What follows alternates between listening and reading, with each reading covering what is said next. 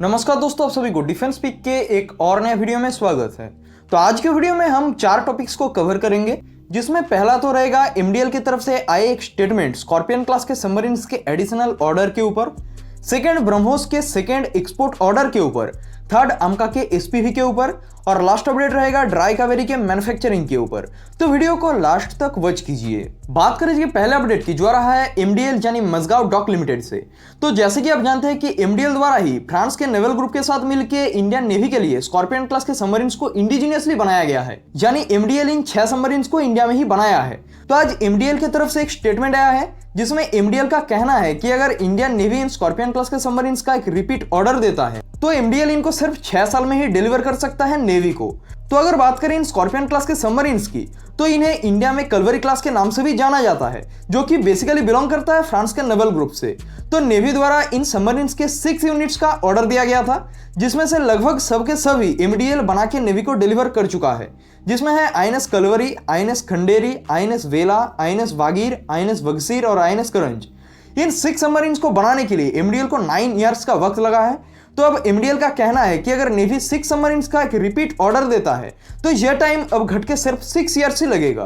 तो देखिए, अगर बात करें कि इसकी पॉसिबिलिटी कितनी है कि नेवी की तरफ से एक रिपीट ऑर्डर दिया जाए इन सबमरीन्स का, तो पास्ट में एक रिपोर्ट इसके ऊपर आया था कि नेवी की तरफ से इसके ऊपर विचार किया जा रहा है, क्योंकि ऑलरेडी जो P-75 आई है उसमें बहुत ही ज्यादा डिले हो चुका है।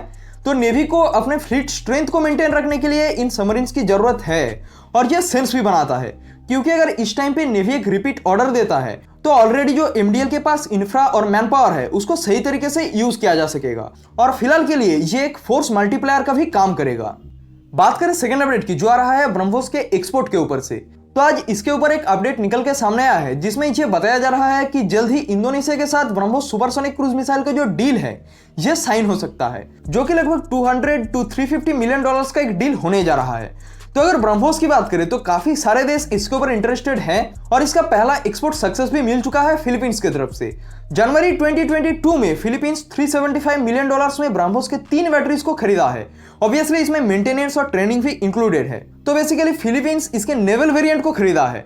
इसके अलावा जो ब्राजील में डिफेंस एग्जीबिशन चल रहा था उसमें ब्राजील भी इसके ऊपर इंटरेस्ट दिखाया है। तो पॉसिबिलिटी क्रिएट हो रहा है कि अब जल्दी ब्रह्मोस का सेकंड एक्सपोर्ट ऑर्डर भी हमको मिले, जो कि आए इंडोनेशिया से। इसके अलावा आमका के एसपीवी यानी स्पेशल पर्पस व्हीकल से भी एक अपडेट सामने आया है। तो जैसे कि आपको पिछले वीडियोस में बता चुका हूं कि आडा भी प्रिपरेशन ले रहा है आमका के फाइनल सीसीएस अप्रूवल के लिए, जो कि इसी साल के अंत तक क्लियर होना है, और उसके बाद प्रोटोटाइप के ऊपर काम स्टार्ट किया जाएगा। मगर ये जो सीसीएस का क्लियरेंस और प्रोटोटाइप मैन्युफैक्चरिंग का काम है, इसके बीच में आडा प्लान कर रहा है आमका के एक एसपीवी को डेवलप करना, जो कि बेसिकली किसी प्राइवेट सेक्टर कंपनी द्वारा किया जाना है। यह आडा की तरफ से टेक्नोलॉजी को शेयर किया जाएगा और एचएल अपना जो इंफ्रास्ट्रक्चर है उसको प्रोवाइड करेगा, मगर इसको डेवलप अंत तक एक प्राइवेट सेक्टर कंपनी द्वारा ही किया जाना है, जिसके लिए ऑलरेडी पास्ट में एक आरएफआई को रिलीज किया गया था, मगर किसी भी प्राइवेट सेक्टर कंपनी की तरफ से इसके ऊपर कोई भी रिस्पॉन्स नहीं आया था। इसका जो मेन रीजन है वह है लैक ऑफ कैपेबिलिटी और एक्सपीरियंस। तो अब इस काम के लिए बोइंग सामने आया है, और ये रिपोर्ट आ रहा है कि बोइंग का जो इंडियन सब्सिडरी है वो इसमें इंटरेस्टेड है, और बोइंग इस काम में आडा को ज्वाइन कर सकता है आमका के एसपीवी को डेवलप करने के लिए। बात करें इसके लास्ट अपडेट की, जो आ रहा है ड्राई कावेरी से। तो आज डीआरडीओ के जो director general of aeronautical system है डॉक्टर टेसी थॉमस, उनके द्वारा इनोग्रेट किया गया है ड्राई कावेरी के मॉड्यूल्स के मैन्युफैक्चरिंग फैसिलिटी को, जिसे गोदरेज एंड वाइस द्वारा किया जाना है। तो लास्ट ईयर सितंबर में एक रिपोर्ट आया था कि डीआरडीओ गोदरेज एयरोस्पेस को एक कॉन्ट्रैक्ट दिया है ड्राई कावेरी के 8 मॉड्यूल्स को मैन्युफैक्चर करने के लिए। तो आज बेसिकली उसी मैन्युफैक्चरिंग फैसिलिटी को ही इनोग्रेट किया गया है। अगर इस ड्राई कावेरी की बात करें तो ये ऑलरेडी रशिया में हाई ऑल्टीट्यूड टेस्ट को सक्सेसफुली कंडक्ट कर चुका है, जिसके बाद पॉसिबिलिटी है कि 2024 के अंत तक यह सर्टिफाइड भी हो जाए।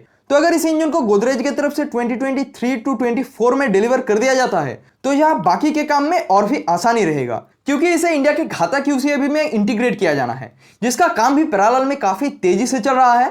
फिलहाल तो घातक के टेक्नोलॉजी डेमोन्स्ट्रेटर स्विफ्ट को बना के टेस्ट किया जा रहा है, और जब इसके सारे टेक्नोलॉजीज को डीआरडीओ अचीव कर लेता है तब घातक के ऊपर भी काम स्टार्ट कर दिया जाएगा। तो आज के वीडियो को हम यहीं पे खत्म करते हैं। अगर वीडियो पसंद आए तो लाइक और चैनल को सब्सक्राइब करें, साथ ही कमेंट बॉक्स में जय हिंद जरूर लिखें। स्वस्थ रहिए, जय हिंद।